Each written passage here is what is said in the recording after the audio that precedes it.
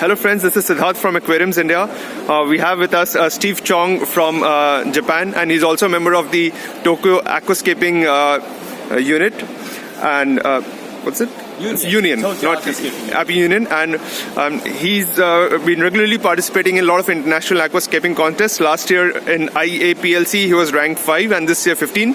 And we have an opportunity to meet him at the 23rd China International Pet Show held in Shanghai. Let's hear more about him, about his aquascape and inspiration. Please. Okay. Hi India. Thank you for giving me this chance to talk about the aquascape. First of all, great event, great aquascapers, great people. I mean, so exciting, so much energy, and so many great scapes. I hope that more of them are featured. So to talk about my layout for a little bit, so TAU does both like hardcore diorama layouts and also more natural ones. When I took 5th in the world, I did a more hardcore diorama style layout, like a cave, taking a lot of inspiration from Fukada-san's previous work and also the cenote in Mexico. And then this year I did a Japanese aquascape that was more traditional, but also if you check it out online, you'll find it's a bit unusual because the plants are actually being blown over by hidden pumps. Okay. But it was a more natural type of design. So for this, this is my first time doing a live aquascape, and I decided that, you know what, I have all the years coming to do more forests and mountains and traditional NA style layouts. So I'm going to do something crazy that I'd never enter into a contest. I wanted to make a phoenix. So you see, these are the 2 wings of the bird, and I actually titled the layout Wings of Freedom, Jiyu no Tsubasa. For people who watch Attack on Titans, you'll understand the reference. But, so like, the bird is flying over a valley, and so to make this type of, diorama valley technique, it's pretty typical, for, aquascapers who do the diorama style. But instead of, just making it finishing with more mountains in the background, I put this giant bird on there, and it's a subtle trick, right? Because the idea is to not be. I am a little bit more literal than some of, like, for instance, Dave Chow's dragon or phoenix layouts, but this is kind of like a tree, right?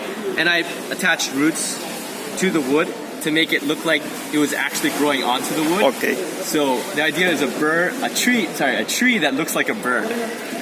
And using Plantedaquarium or other ferns as the feathers for the bird.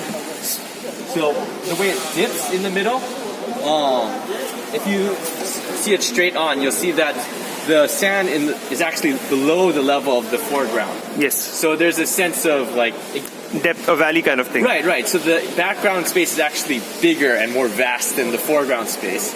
And then you make small mountains in the background so that there's a sense that the bird is flying over the valley. Okay. And how long did it take to make this? So I came at, they told us we had between 10 and 4, so 6 hours. But they actually let us start a little bit earlier, I think 9. And but basically from 9 to 4, so 7 hours. Okay. And since...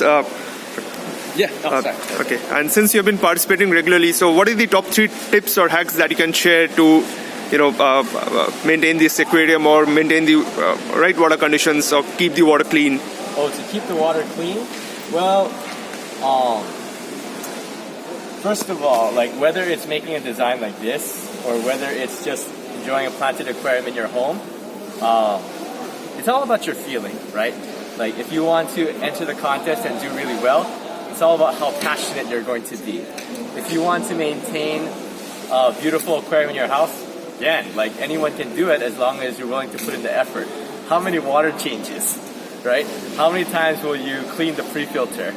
So it's a conversation between the aquascaper and the plants. Maybe you can't do it every week, but then you do it 3 times in 1 week in order to catch up. But like the trick to keeping plants healthy is good light, good CO2, and then clean water conditions, which means, taking care of your filter and doing water changes as often as you can, right? And then if you want to like pump it up for the contest, maybe you'll do even like tons of water changes at one point. But it's whether it's like preparing for the contest or enjoying a beautiful aquarium at home, it's really a conversation between you and nature, and it's the strength of your feelings that ends up determining the final result.